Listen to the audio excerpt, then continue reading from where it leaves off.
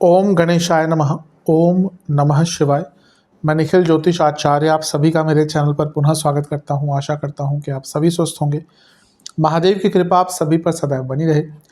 ये video mean यानी कि पाइसेस के लिए बहुत विशेष है, क्योंकि वीडियो है 21 से 27 अप्रैल 2025 के साप्ताहिक राशिफल के बारे में। कैसा रहेगा आने वाला सप्ताह मीन के लिए। मेरा जो साप्ताहिक राशिफल होता है वो प्रमुखतः चंद्रमा और उनकी गति पर आधारित होता है। चंद्रमा एक ऐसे विशेष ग्रह हैं जो बहुत तेज गति से भागते हैं और 2.25 से 2.5 दिन में अपनी राशि बदल लेते हैं। स्वाभाविक है कि कोई ग्रह जब इतना तेज भागेगा तो पूरे हफ्ते में कई ग्रहों के साथ संबंध बनाएगा, भावों के साथ, राशियों के साथ संबंध बनाएगा। मन के कारक है चंद्रमा, और जिस भी भाव में जाते हैं उसको एक्टिवेट कर देते हैं। इसलिए डे टू डे एक्टिविटीज़ पर इम्पैक्ट बहुत रहता है और इसलिए साप्ताहिक राशिफल की विशेषता बहुत होती है। क्या प्रभाव रहेगा आने वाले सप्ताह में चंद्रमा का आपके ऊपर या बाकी ग्रहों का आपके ऊपर, ज्योतिष के माध्यम से थोड़ी गाइडेंस प्राप्त करने के लिए साप्ताहिक राशिफल अति विशेष होता है। यदि आपकी लग्न राशि या चंद्र राशि मकर है, मीन है, दोनों ही गाइडेंस के लिए इस राशिफल को देख सकते हैं। जहां से आपको ज़्यादा सूट करता है, रिलेट करता है, वहां से इसको देखिए।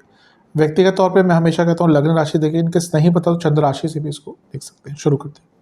चंद्रमा आपके 11वें घर में रहेंगे यानी कि मकर में, और 21 अप्रैल को ऑलरेडी यहीं पे होंगे। 23 अप्रैल सुबह के 0030 यानी कि 12:30 AM अर्ली मॉर्निंग तक उनका प्रवास यहीं पर रहेगा। चंद्रमा का 11वें घर में आना अच्छा ही होता है। लक्ष्मी स्थान के स्वामी हैं, लाभ स्थान में बैठ रहे हैं, ये धन प्राप्ति का योग बनता ही है। 11वां भाव लाभ का है, उपचय भाव है, इच्छाओं की पूर्ति का भाव है। इच्छाओं की पूर्ति होगी, काम आगे बढ़ेंगे, धन की प्राप्ति होगी, पैसा कमाने के नए नए आइडियाज़ आएंगे। चंद्र मंगल योग बन रहा है। मंगल धन स्थान के स्वामी है, चंद्रमा लक्ष्मी स्थान के स्वामी है, और मंगल लाभ स्थान में बैठे चंद्रमा को देख रहे हैं। तो ये धन और लाभ का मिलन हुआ मंगल द्वारा, और एक प्रकार से मंगल अष्टम को भी देख रहे हैं। तो ये 2, 5, 8, 11 का जो मिलन है, ये बहुत बड़े धन की प्राप्ति, नया सोर्स ऑफ इनकम, इन सब की और एक इशारा करता है। धन के दृष्टिकोण से अच्छा है। चंद्र मंगल योग पैसों के लिए बहुत अच्छा होता है, और कुछ जो लोग नॉर्मल से हटकर कुछ करते हैं उनके लिए तो और भी अच्छा होता है। सब ठीक है। केतु का प्रभाव भी बदलाव की ओर इशारा करता है। कुछ अपने पैसों के सोर्स में बदलाव करना चाहते हैं, अच्छा टाइम है। और गुरु की दृष्टि भी है जो लग्नेश है खुद, तो ये तो दिखा ही रहा है कि एक बल, पराक्रम, ऐश्वर्य, शौर्य सब कुछ रहेगा। तो हफ्ते का शुरुआती भाग बहुत अच्छा है, इसका लाभ उठाइएगा। कुछ कार्य पूर्ण करने हैं, कुछ नई शुरुआत करनी है, मैनेज करना है, प्लानिंग करनी है, हर चीज़ के लिए अच्छा है। नवांश कुंडली जो डाउट्स है ना यहाँ पे दूर होंगे। दशांश कुंडली कार्य क्षेत्र में थोड़ी कन्फ्यूजन शुरू में रहेगी, बाकी फिर चीज़ें ठीक हो जाएंगी। बिजनेस की जहाँ तक बात है, एक ही प्रॉब्लम दिख रही है बिजनेस में कि आप टाइम मैनेजमेंट नहीं कर पा रहे, कॉन्शियस नहीं रह पा रहे, ध्यान दीजिए इस पर। लव लाइफ एक ही प्रॉब्लम है लव लाइफ में कि वो जो एक स्पार्क होता है ना कपल के बीच में वो नहीं दिख रहा। वापस लाइए उस पैशन को, दोबारा रीइग्नाइट कीजिए।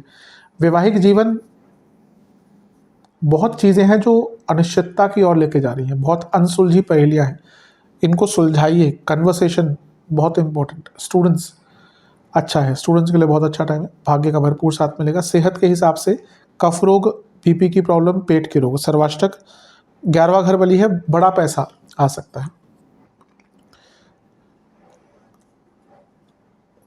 23 अप्रैल सुबह के 0030 यानी कि 12:30 AM चंद्रमा आपके 12वें घर में आ जाएंगे, और 25 तारीख सुबह के 4 तक यहीं पर रहेंगे। चंद्रमा का 12वें घर में आना कोई बहुत अच्छा नहीं माना जाता। गुरु से केंद्र में ही एकमात्र अच्छी चीज़ है। गजकेसरी योग बन रहा है, तो इससे थोड़ी स्थिरता आएगी। पूजा पाठ करेंगे, ईश्वर के सानिध्य में रहेंगे, गुरु के सानिध्य में रहेंगे, अवश्य स्थिरता आएगी।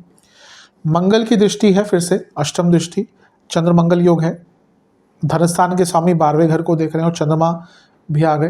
पैसे कमाने के आइडियाज़ फिर से आएंगे, विदेश से लाभ हो सकता है। लेकिन चंद्रमा क्योंकि 12वें घर में और धनस्थान के स्वामी की दृष्टि है, कुछ खर्चे भी बड़े हो सकते हैं हफ्ते के मध्य भाग में। बस एक ही नेगेटिव चीज़ है, या ज़्यादा चीज़ें जो तंग करेंगी, वो है मानसिक स्वरूप। क्योंकि 12वें घर के चंद्रमा अनिश्चितताएं, इनसिक्योरिटीज़, अपने ऊपर विश्वास की कमी, बहुत ज़्यादा नेगेटिव सोचना, भयभीत हो जाना, ये सब करता है। और मंगल की 8वीं दृष्टि यानी कि गुस्सा, फ्रस्ट्रेशन भी रहेगा, और ये चीज़ें और तंग करेंगी। तो मानसिक दृष्टिकोण पर थोड़ा सा ध्यान दीजिएगा। अदरवाइज तो ये समय आपके लिए ठीक है, कोई इतना बुरा कष्टकारी टाइम नहीं दिख रहा। विदेश से पैसा आ सकता है, लेकिन खर्चों पर नियंत्रण कीजिएगा। नवांश कुंडली बता रही है कि थोड़ा सा शांत रहिएगा, टॉलरेट कीजिएगा लोगों को, परिस्थितियों को। जहाँ तक दशांश कुंडली की बात है, अपने काम पर फोकस कीजिएगा, किसी की मदद मत लीजिएगा, किसी के काम में दखल अंदाजी मत कीजिएगा। बिजनेस में सब सही है, पैसा खर्च थोड़ा सा होगा, लेकिन पैसा आ भी सकता है, नए काम मिल सकते हैं। लव लाइफ की जहाँ तक बात है, आपको स्थिरता लानी पड़ेगी। अभी दिख रहा है कि चीज़ें बहुत अस्थिर हैं। वैवाहिक जीवन बहुत ज़्यादा आप सेक्रीफाइस कर रहे हैं, ये भी गलत होता है। एक बैलेंस होना चाहिए दोनों ही की तरफ से। अभी लग रहा है कि सारा सेक्रीफाइस आपकी तरफ से हो रहा है। स्टूडेंट्स, अच्छा टाइम है, मन पर भी कंट्रोल रहेगा, बस थोड़ा सा पुरानी चीज़ों में मत घुसिएगा, अदरवाइज टाइम आपका अच्छा है। सेहत की जहाँ तक बात है,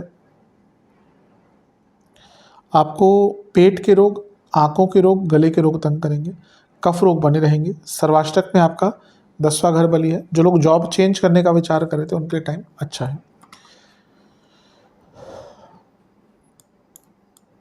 25 तारीख सुबह के 4 बजे चंद्रमा आ जाएंगे आपके लग्न भाव में, मीन में, और सप्ताह के अंत तक यहीं पर रहेंगे। चंद्रमा का लग्न भाव में आना एक प्रकार से अच्छा ही माना जाता है। यहाँ पे बहुत सारे ग्रहों का इम्पैक्ट है, तो थोड़ा बच के रहिएगा।